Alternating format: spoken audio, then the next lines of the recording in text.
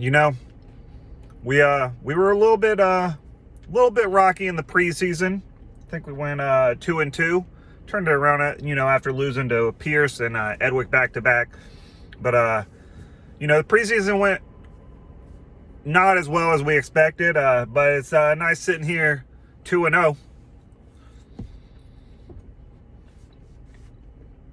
Even if some luck was involved, it's nice to be 2-0.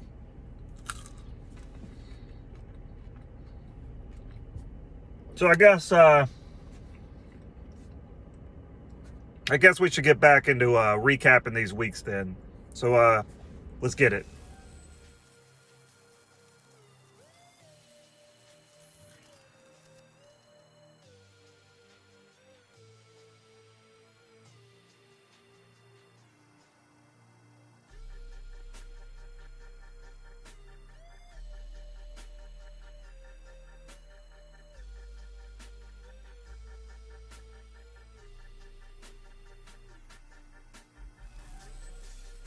We had the unfortunate portion of losing the first 4 games. Like I said, we can call it the preseason. The NFL didn't have a preseason, but the 525 league had a preseason.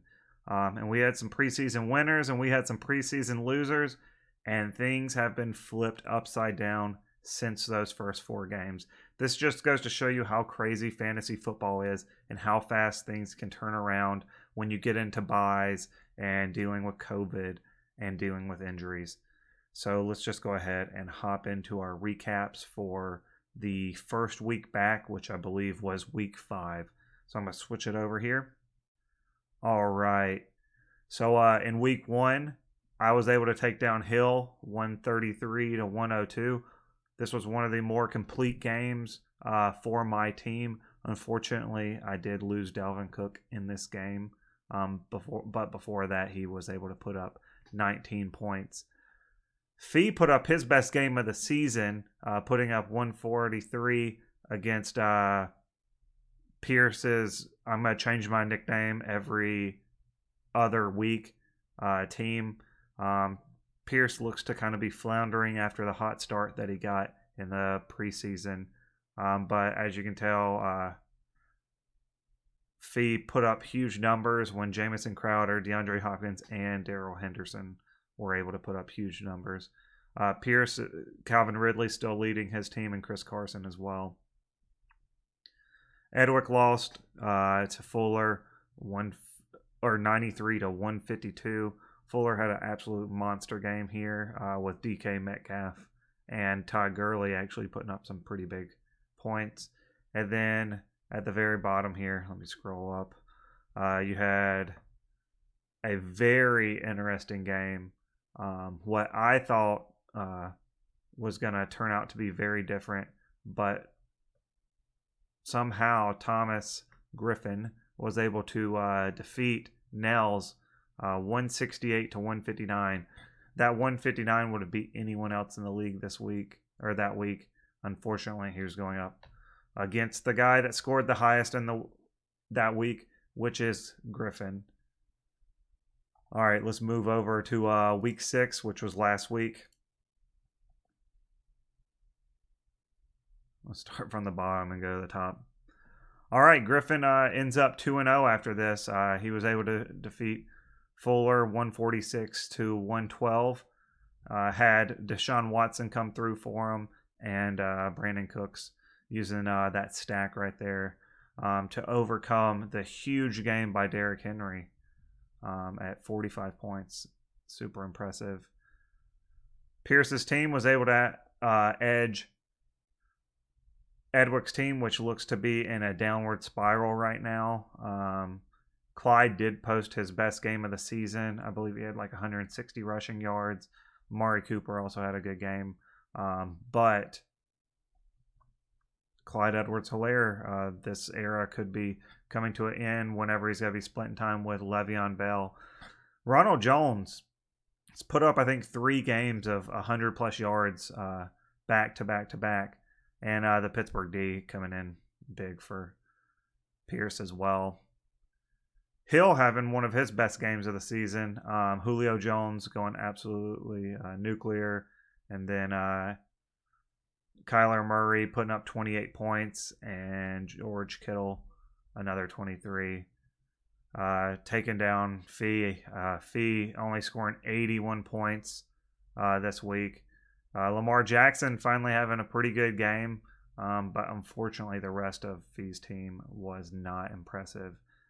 And a very weird, kind of hard to explain game between myself and Nels.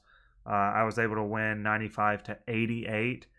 Nels, who has been on fire, now sits at, or was on fire during the preseason, now sits at 0-2 on the season after this loss.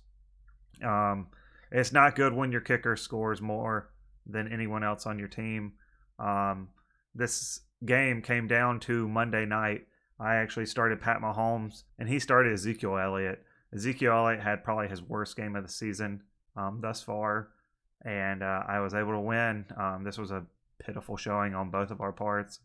So we'll go to the standings real quick. And right now you have Griffin on top at number 1. I'm sitting at 2. We're both 2-0. Fuller sitting at 3. Hill sitting at 4. That'll round out your playoff spots right there if the playoffs were today. Fee sitting right outside on 5. Pierce 6. Then, unfortunately, at 0-2, Edwick and Nels are cleaning up the bottom of the barrel. If you look at this is what's really crazy. So Griffin has turned it around since that preseason, and his team is hitting on all cylinders right now. He's still missing Michael Thomas as well and still putting up massive numbers. Somehow I've scraped out to a 2-0 start with only 228 points. This is where I've actually been lucky. Lowest points against this season. So that's the difference. You'll look down here. Nels has the, what is that? Third highest points for, but probably has the, oh no, he doesn't. He actually has the second highest, or third highest points against. So Edwick's just been getting trounced with points against. Unfortunately, that's just how it goes sometimes. And this week has already started. We already had Thursday night games. But I'm facing off against Fuller. We didn't have anybody facing off in that Thursday night game.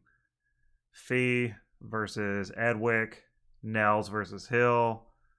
And Pierce versus Griffin. This is going to be a very important week for some people to get their seasons back on track. You know, it's a short season now with losing weeks 1 through 4. But as with everything, adapt and overcome. So we'll see how it goes. All right, guys. Hopefully you've enjoyed the recap. I know this is probably going to be a little bit shorter, but I wanted to get this out to you. And hopefully I'll be able to kick out more of these. I'm just kidding, guys. We got to get to our favorite part of each video.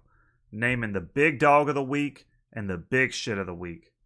So let me go ahead and switch it over. This week's big dog of the week, scoring 146 points, and his first display on the video for the week is Griffin. He scored 146 points this week going up against Fuller. I believe this is actually his second week of having the high score in a row. So congrats on being the big dog of the week, Griffin. And with that, if we have a big dog of the week, you know we got a big shit of the week. Making another appearance, only scoring 81 points this week. I believe that's the lowest of the season. It's Fee. Fee holding that second L on the videos. Looks kind of happy in this picture to be holding it. I understand it. I know that you like your screen time and stuff like that. Doing all the videos, calling me out and such. So congrats on the L. Hold it with pride. Hopefully next week you come back a little bit stronger. All right, guys, that's all I got. Hopefully, we have a good week this week, and y'all talk y'all shit. I'll catch y'all later. Peace.